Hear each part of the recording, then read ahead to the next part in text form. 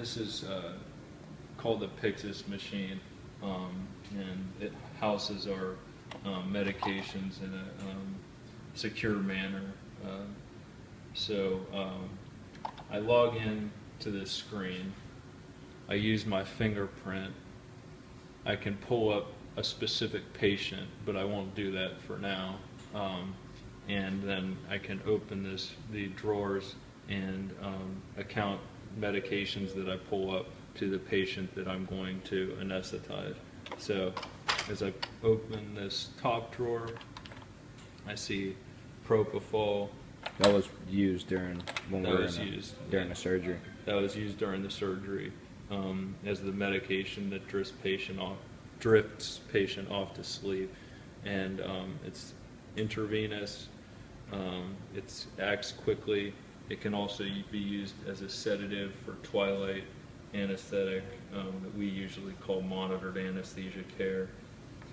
It burns on injection, so we often administer with it some lidocaine, a numbing medicine, which can blunt that burning. It comes in bigger amounts if you're going to use it as a continuous infusion. So you can give a one-time dose to get the patient off to sleep. You can also administer a continuous infusion to keep people asleep or to keep people sedated.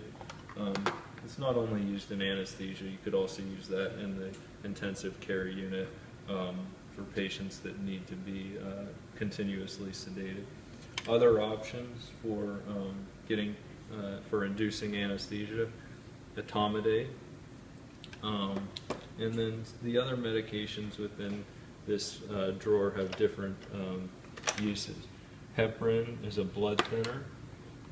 This is just sodium chloride, which is basically salt water that we use to either mix medications up in or to flush through an IV.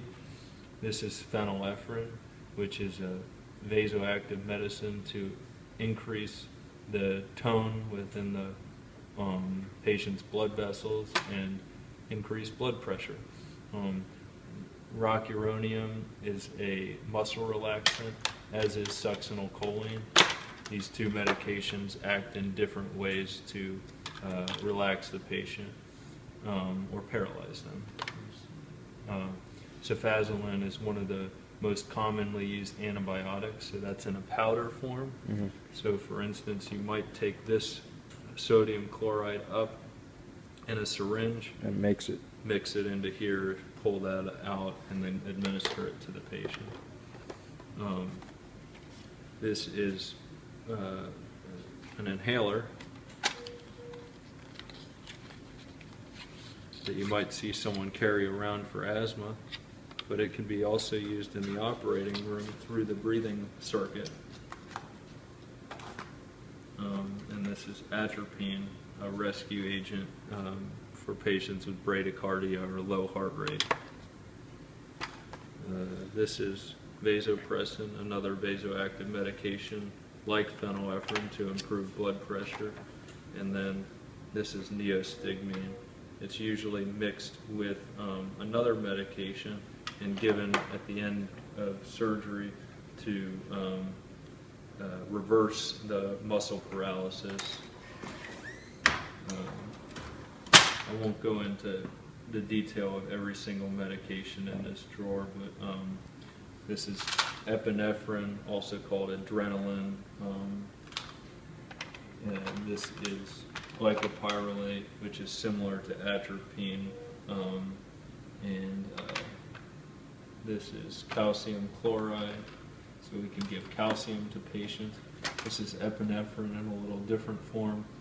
Epinephrine is commonly used in code situations when patients' heart stops, but it can also be used for profound low blood pressure, low heart rate in surgery. Atropine, I showed you in the other drawer. Lidocaine, I also showed you in the other drawer. We give Decadron routinely and ondansetron or Zofran routinely for antiemetic or to prevent nausea. Ofirmev is an IV form of Tylenol that's used as an adjunct to other sorts of pain medicine. And the same is true for ketorolac, which is medicine, an NSAID medication in the same family as ibuprofen. So I told you I wasn't going to tell you everything. More medications, sevoflurane, which we can use with a fancy adapter to fill up this.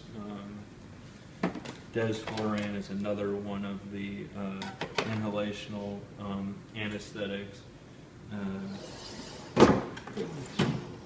More and more stuff in here that I won't go into detail. That's it.